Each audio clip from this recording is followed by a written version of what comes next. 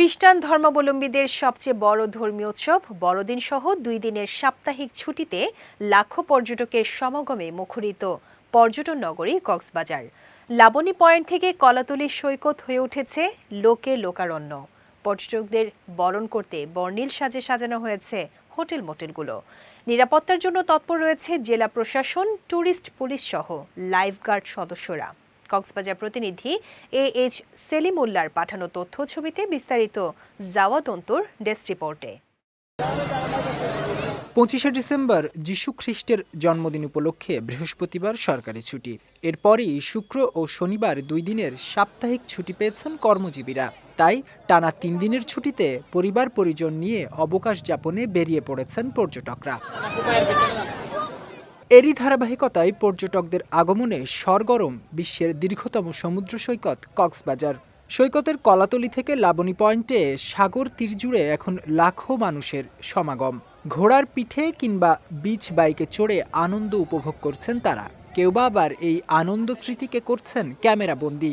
বহুবার ভ্রমণ করেও হাতছানি দেয় সমুদ্র সৌন্দর্য, তাই তো বারবার ফিরে আসা। এছাড়া চলতি বছর নিরাপত্তা ব্যবস্থাও বেশ ভালো বলে জানান তারা। এই মুহূর্তে ভালোই লাগতেছে, কিন্তু একটু ক্রাউড বেশি। নিরাপত্তা মোটামুটি ভালোই দেখছি, নিরাপত্তার কোনো সমস্যা হয়নি। সমুদ্র আমার ভীষণ ভালো লাগে। আমি একটু ছুটি পেলেই পরিবার সাথে করে এখানে ঘুরতে চলে আসি। এদিকে বড়দিন উপলক্ষে বর্ণিল সাজে সেজে উঠেছে শহরের হোটেল মোটেলগুলো। শতভাগ বুকিংও প্রায় শেষ। স্বাভাবিকভাবে আমরা আশা করছি যে যেভাবে পর্যটকদের একটা সমাগম থাকার চিন্তা ভাবনা, আমরা সেরকমই কিন্তু রেসপন্স পেয়েছি। মোটামুটি ভালোই বুকিং হয়েছে 31 পর্যন্ত। 17 ডিসেম্বর থেকে 31 মোটামুটি 90+ বুকিং আছে প্রতিদিন। অন্যদিকে নিরাপদ ভ্রমণ আর পর্যটকদের হয়রানি রোধে কঠোর অবস্থানে মাঠে রয়েছে ট্যুরিস্ট পুলিশ ও লাইফগার্ড সদস্যরা। 3 লাখের অধিক পর্যটক হওয়ার একটা সম্ভাবনা আছে। তো আমরা লাইফগার্ডের পক্ষ থেকে আসলে এই যে বিশাল একটা পর্যটকদের সমাগম হবে, এটা আমরা তাদের সেফটি দেওয়ার জন্য আমরা প্রস্তুতি নিয়েছি। 3 থেকে 4 ফুট কিছু চলতে নিরাপত্তা থাকবে, কেউ যাতে কোনো দুষ্টামি না করতে পারে এবং পর্যটকদেরকে হয়রানি না করতে পারে।